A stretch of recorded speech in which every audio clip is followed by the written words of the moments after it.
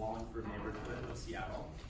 We are looking for a $20 million equity investment, and we are going to deliver an IRR to investors in the mid-20s.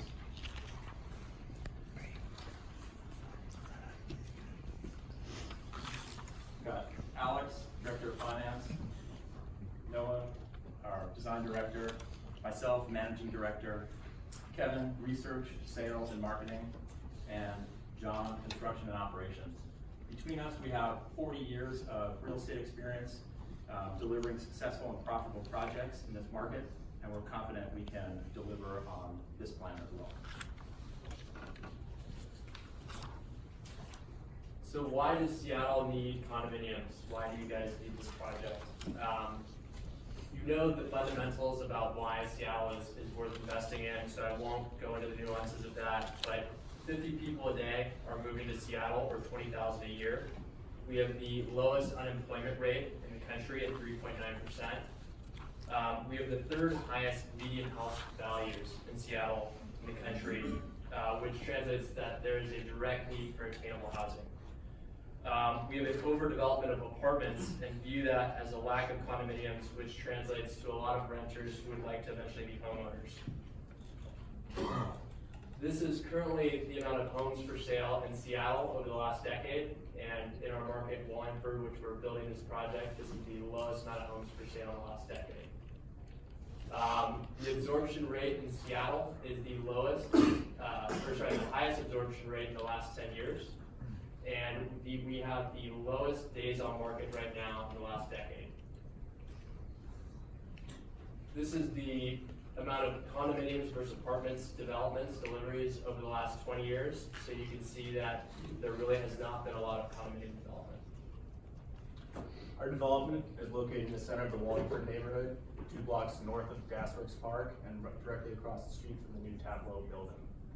We're also 3 blocks away from Stoneway, which hosts a lot of popular restaurants and bars. From our project, you're about 5 minutes drive from many of the key North Seattle neighborhoods, including Green Lake, downtown Wallingford, Fremont, Ballard, and the U District. We're also near many popular biking trails and parks for our active residents. One of the key transportation features of our project is that we're bookended by 2 key thoroughfares into the downtown area. I-99, or Highway 99 and I-5 are permanent transportation competitive advantages, and we also have many key transit stops for the public transport into downtown. This is a prime location for residents looking for a semi-suburban lifestyle while maintaining a minimal commute to their office jobs. Above, we show kind of the radiuses. Top 3 are 15-minute radiuses, and the bottom are 30-minute radiuses by foot, bike, and public transport. This is essentially showing that you can get almost anywhere in the city under 30 minutes without a required personal car. These are a couple target tenants for our building. We're targeting millennials with established careers, either single or married, with an active lifestyle. Another big feature is all the average prices are below FHA limits, which create a more accessible unit to millennials without having to be overburdened financially. We have 2 retail spaces on the first floor. We'll have an anchor tenant, which will be a boutique grocer that will provide a needed amenity to the residents of the building, the surrounding neighborhood, and the neighboring offices. We're also going to be the closest spot to buy beer and food from Gasworks Park. The second tenant will be an upscale restaurant and bar, and that'll feed off the success of the chef-oriented restaurants on Stoneway. As John said, the project's located in Wallingford. It's on 34th, across from the new Tableau structure. Our site is currently owned by 1 developer, 2 different parcels, and the lot size totals 27,000 feet. Yeah, it's commercially zoned with an MHA suffix. The project is 5 floors, 1 floor of retail at the ground floor and 4 floors of residential above, for a total size of approximately 126,000 square feet. On the site now is a baking company that's been a neighborhood fixture since the early 19-teens. The proposal team will self-nominate the structure as a landmark. The team has robust experience in titling and permitting landmark structures, both professionally and in our portfolios. We're confident that landmarking the structure will set our product apart from other condominiums in the area, give it rich character, and will win over community support for the project. The bakery, which has been on site since the teens, was started as a mom and pop owned business. They bake bread and other products and deliver it in their own fleet of vehicles. Most notably, the bakery in the 50s sponsored an amateur basketball team. They were the 1956 underdog champion and went on 2 years later to be the Soviet national team. The project will look to traditional Seattle materials with a contemporary flavor. We're going to use stone, brick, floor-to-ceiling windows with the landmark structure relying on the historic brick. Our condominium project is a courtyard-style building. Courtyard-style apartments are popular in Seattle and they work well for the site given its proportions. The courtyard-style apartment will create a private interior courtyard for residents and will give each residence its own front door. Additionally, the courtyard will allow each unit to have light from 2 sides of this unit. Retail, wrapping 3 sides of the site, will have 15.5-foot ceilings, floor-to-ceiling glass, and will be well lit. The interior of the residences will rely on simple and elegant materials like hardwood, stone, and the residence amenity area will pull from the basketball beams with refurbished basketball court flooring. This is a view from 34th. Note the historic landmark structure at the base with 4 floors of residential above. The view from the mid-block looking into the interior courtyard, access from 3 stairs behind a private gate, and another view of the retail with 4 floors of residential above. This is the site plan. Big takeaway are 2 retail condominium units, one of 11,000 square feet and one of 5,000 square feet. In the center, we have an efficient and tight residential amenity area consisting of a mail and package room, number 2, unit storage, number 4, and bike storage, number 3. A big push to keep these small was to reduce the HOA fee for the residents.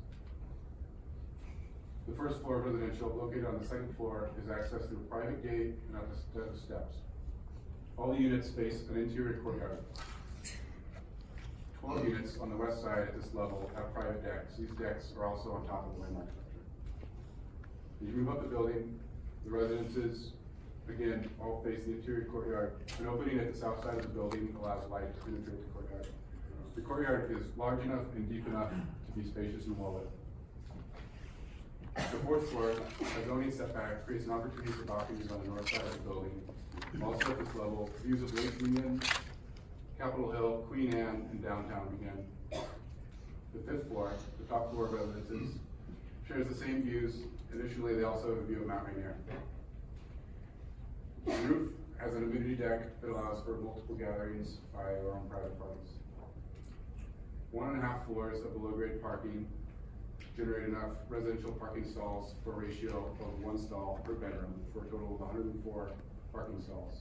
In addition to those 104, there are 25 stalls dedicated to the retail spaces. Above is a high-level development schedule. From beginning to end, we're looking at 44 months beginning in May of 2019. After a 2-month initial design period, we'll move into a 16-month entitlement period. That period factors time for landmarking, and we will also have a historic preservation consultant on hand to help with the process.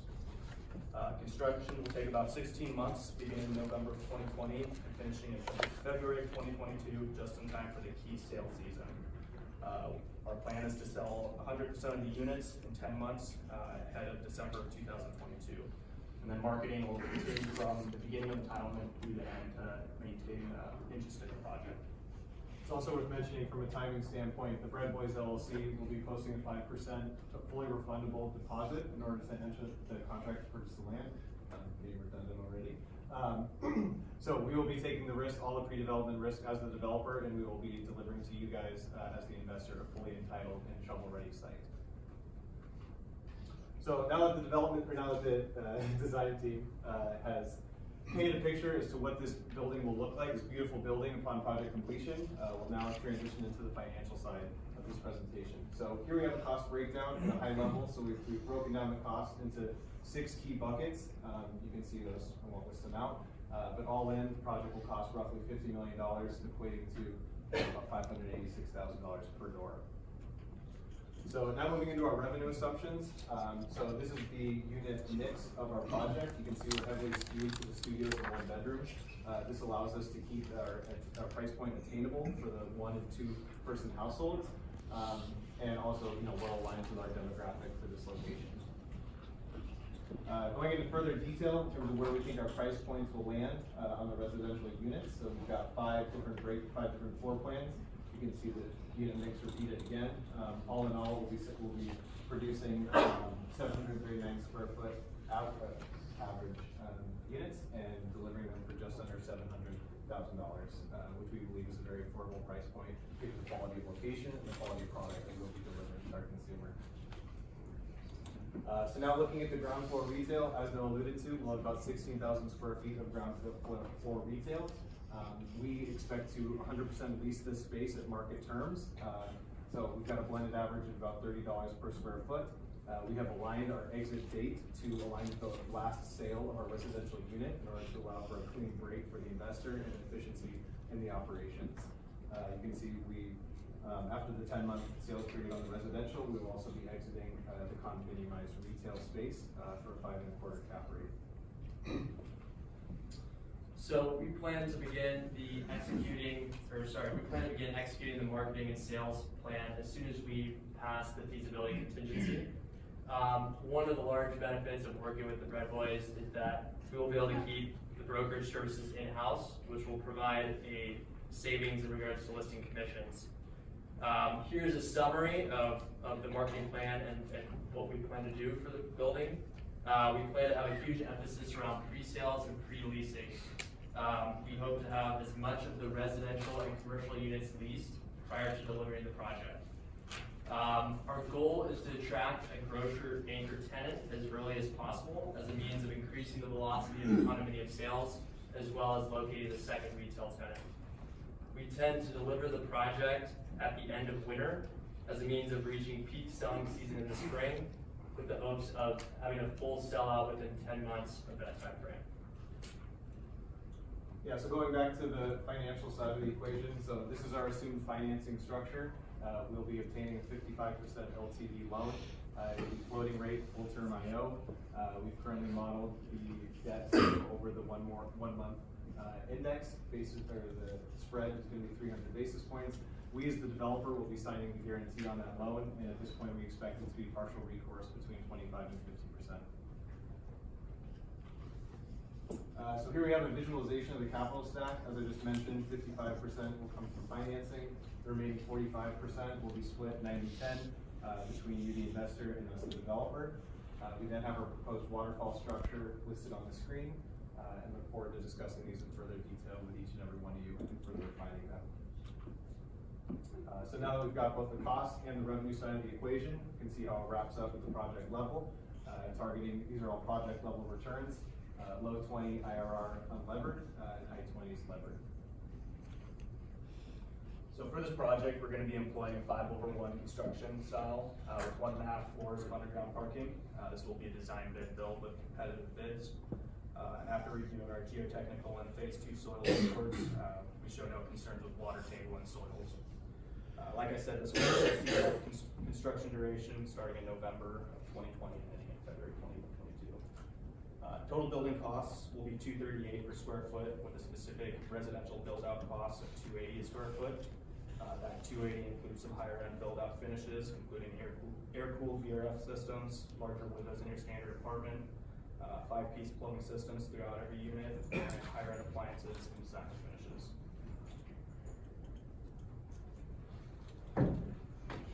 The risks are pretty well known for condo development in Washington State.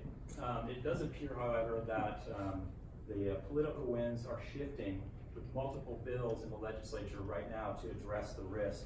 Those bills will address a more narrow defect definition, explicit immunity for HOA board members, and a greater threshold required to sue developers. Our risk mitigation strategy is twofold. First, during construction, we'll have a RAP policy with $15 million limits. We'll also have an envelope consultant on board and a robust quality assurance plan, as well as historic preservation architect to detail the facade. Then post-construction, we're doing several things. We've budgeted for a construction concierge service to tackle all the warranty issues that may arise during the liability period. Additionally, we've got $1.5 million legal fund to address any litigation that might arise. And we will also intend to own one of the units through the liability period, the developer, so we can be on the board and just keep track of anything that might come up.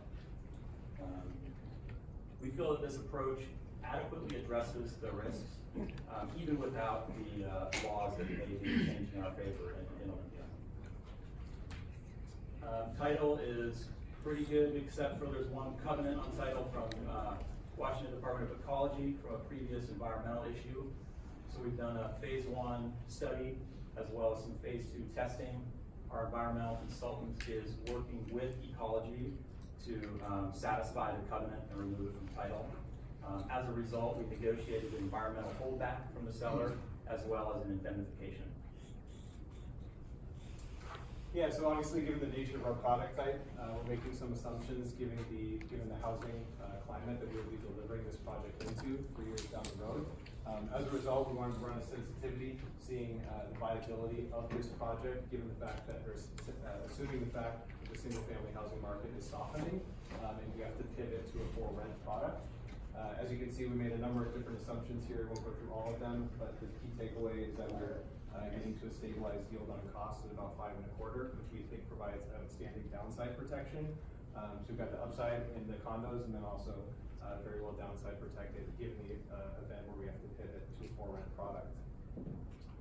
So then we also sensitized our model in a number of different ways. We've got 4 key assumptions here, those being the residential sales pricing, the commercial sales pricing, construction costs, and our sell-out period. Won't go through each and every one of them, but we've got a base case listed on the top line, and then both a favorable and an unfavorable sensitivity. And you can see how the return profile is unaffected by making those assumptions.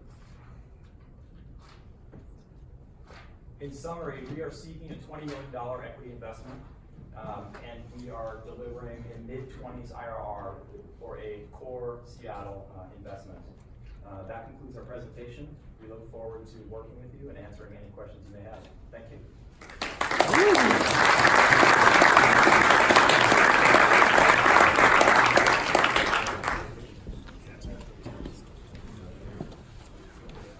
Thanks guys, that was really good. A few questions for you.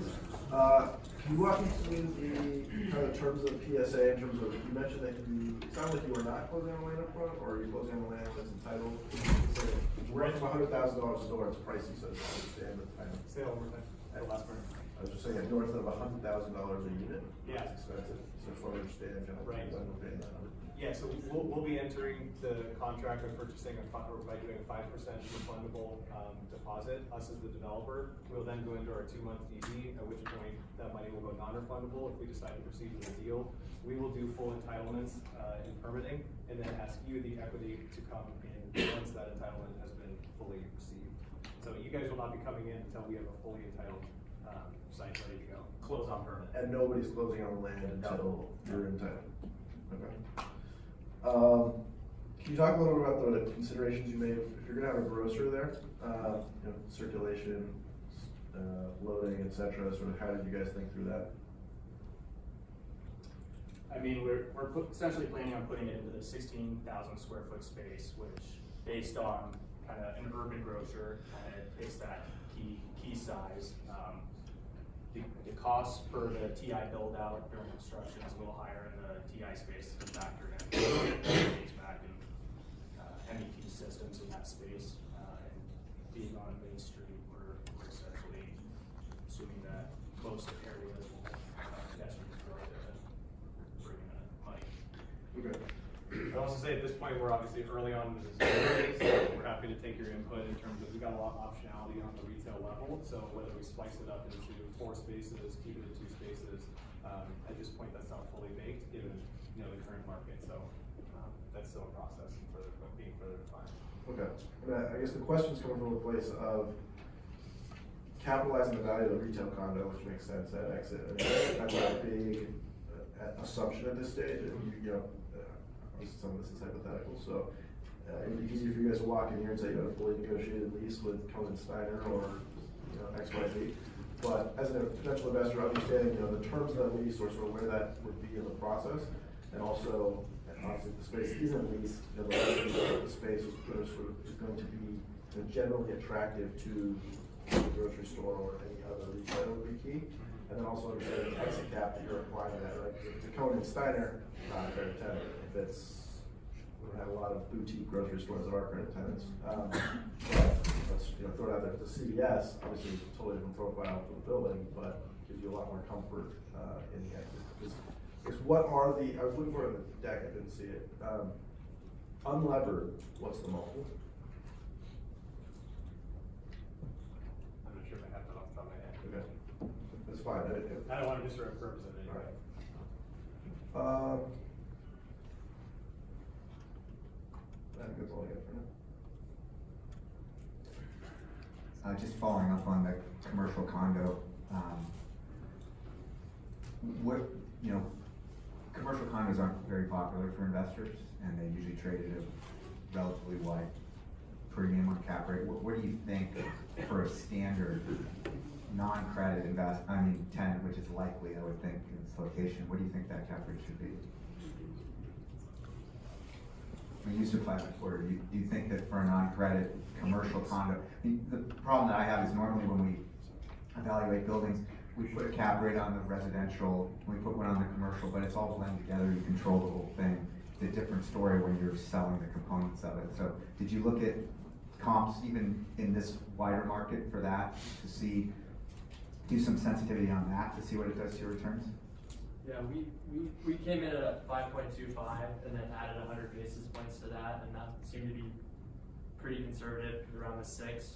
So we felt we could get the 5.25. Also, we consulted Maria Royer in regards to lease rates, lease terms, and she felt that, you know, what we put in the pro forma would work with that kind of You speak to the rationale about the price point of the condos. I mean, for typically condos, you know, heavy one-bedroom studios, those generally absorb at about half the rate of your 2s and 3s.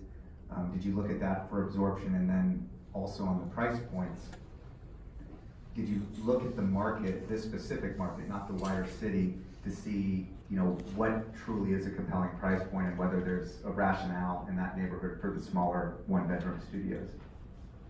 Yeah, the studios tended to be a higher price per square foot, and then there hasn't been another condominium delivery in the last 10 years, 15 years for Wallingford, so we had to go Capitol Hill, Finney Ridge, kind of look for some newer developments. We looked at downtown Seattle as well, but that's mostly high-rise, so we were trying to find something in the middle. So a lot of what we were looking at was around $750 price per square foot for newer construction, but the project itself wasn't at the quality level that we're going to be delivering. So we thought we could have a little bit more. Okay, and then on your downside scenario, most downsides in condos are not apartments versus condos, they're broken condos. So did you look at that where you sell a third of the building to some guys, you know, who end up becoming adversaries of yours for the next 10 years, and you're managing a kind of partial apartment project, which means you're going to sell that at a pretty large cap rate premium. To me, that's the downside scenario I'd like to see, just to see how bad it could be. But really good presentation overall, and really liked your design aesthetic. Just, you know, the thoughts related to the courtyard and the materials were really nice. Going last does really suck because a lot of my questions are gone. So, I guess honing back in on the unit mix piece of this, what was your analysis into doing that? I think I want to really tie that to who you're actually trying to sell to and what culturally that particular segment is normally doing. And then lastly, in that segment, how deep you think that market is. Just generally, you don't see a lot of people wanting to own a studio. And if you're living in a studio, you're earlier on in your career, trying to progress and then upgrade that to something else. And so within that segment, you really focus in on studio to one bedrooms. which generally tend to be a transition point in life, not necessarily a condo piece where I'm settling down and I want to be here for a while piece. And so just interested to hear what your thought process was and how you defined that particular segment and demand that it takes to be there to get to the sales price that you have. Yeah, so just going back to when we were doing the research of looking at other condominium developments that have been in the last 2 years, kind of coming up here in the future, for the buildings that were most relevant to our building, it seemed like there was a majority of 1-bedroom specifically, and then a little bit less, the next biggest majority would be studios, and there tended to be not really that many 2-bedrooms and possibly not even any 3-bedrooms. So we kind of used that as a basis to why we wanted to be heavily focused on the 1-bedroom. You obviously, you looked this up and you made a reference to the average pricing kind of being in and around $750 per square foot. Yeah. Which gives you about a 20% differential in your numbers on a per square foot basis, and you're saying your unit mix is generally about the same as theirs. How do you get comfortable at that space where even your downside scenario only took a 10% margin? What if you come out and you're selling at the same space as other folks that are at the market? What do your numbers look like at that point? Yeah, there was one project that was in Wallingford that actually just this year was converted back to apartments, and it was a really low-end product, and they were at, their studio price per square foot was around 1,000. But again, it was more of always an apartment project, but there was really nothing in Wallingford to compare it to. So we had to go a little bit further out, 2-3 mile radius. So there is a little bit. I've known that it's a unique project. There's nothing really to base it off of in our neighborhood. And then just the sense that we are delivering a higher end product, so we feel that we can charge a premium for it. And a lot of these numbers we're referencing are either buildings that are 10 to 20 years old, so they still sound like new, but not quite as new as a product like this itself.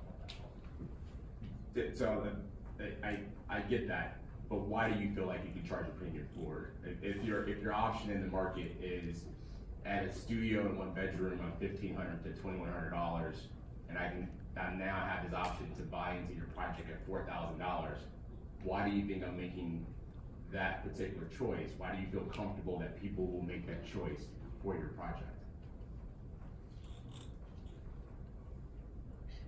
Well, it's kind of a hard thing to reference because there isn't enough condos here to really compare it to and stuff. So I think we're really basing off the trend of sales in Seattle and the need for condos and coming in, all these tech people who might see it as an investment. They just keep seeing the market going up. They might not be able to afford $1 million house, but they see this as an entry point that they can potentially buy something.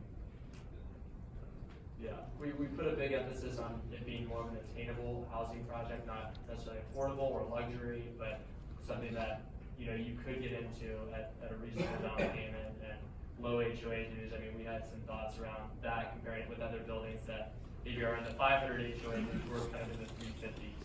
So less amenities overall, but a good overall experience. I'm happy you brought up HOAs. What's included in your HOA number? What's included? Yeah. What do you think you're gonna have to spend money on consistent with your HOA number? Yeah, so it's just gonna cover kind of the standard basics for a condominium, so water, sewage, garbage, common area maintenance, upkeep of the building reserves, earthquake insurance, all those kind of things. The big nuance that I see that you're probably not catching or covering is your landmark and what it takes to maintain that landmark facade. And the approval process in that piece and how often you got to go to them to repair a piece of that, the additional costs that you are now putting on the residents that's not included in the HOA. That should be part of what you're thinking about and how you compare it to other HOAs. So the landmark piece of it does make it a unique building, but you also have to realize that operationally it becomes a very unique process as well in perpetuity, and it adds extra costs as well. I think for me, that's it for right now. So I think we're running out of time. So I would say, given the size, the quality, the business plan, how polished you guys were, I would consider investing if you guys were willing to guarantee the budget and basically take on any condo risk over and above what we're capitalizing in the budget. So was at $1.5 million plus the OSIP policy. So if I was insulated from any additional condo risk, I'm basically just taking the market risk. I would invest at these terms. Also, I noticed that you guys are charging a 3% development fee, which is fine, and that's market, but you guys should disclose that in your presentation. Yeah, so I'd be in if you guys want to check that risk. I would say the same thing as, except, I'd really want to understand your rationale for your unit mix and to Mark's point, whether you really got a good feel for what your downside on pricing is. I get the scarcity premium argument, and that might hold. Did you guys talk to any brokers who work that market? Get some feedback from both condo and brokers who work the core of the city. I mean, that's brokers aren't perfect, don't get me wrong, but it's part of what should be part of the process, I think. But anyone who gets John to sell that property is worthy of a second look at I also agree. You guys did a great job of the presentation. I think you covered a lot of things that would have came up as a concern. I think initially I probably struggled a bit on how to punch a bunch of holes into this one. So really good job on thinking through the beginning to end process. So kudos on that. There are a number of things I would have brought up as concerns. Didn't have a lot of time to touch on this in particular. You know, even with you guys taking the development risk, I would have wanted to hear, you know, what do you have to put up to kind of cover the guarantees and be able to sign on to that, because at the end of the day, if you know your new company not being able to have any network or anything assets, I mean, the bank's not really going to care that you're saying you'll sign for that. And then secondly was the potential on the environmental and having them sign on for that. At the end of the day, even though they're indemnifying you, if they don't have any network behind them, then eventually that person is just going to come back to you, who's now the new owner, and you are taking that environmental risk on as well. Lastly was, you didn't really touch on the base of if there was environmental, what were you going to do to mitigate that on site, and whether or not that was included in your potential cost, which is another downside piece. So it's those different pieces that, since my cohorts are jumping on the wagon here, I'll probably say I'll be a pass here, but in trueness though, it was a great presentation.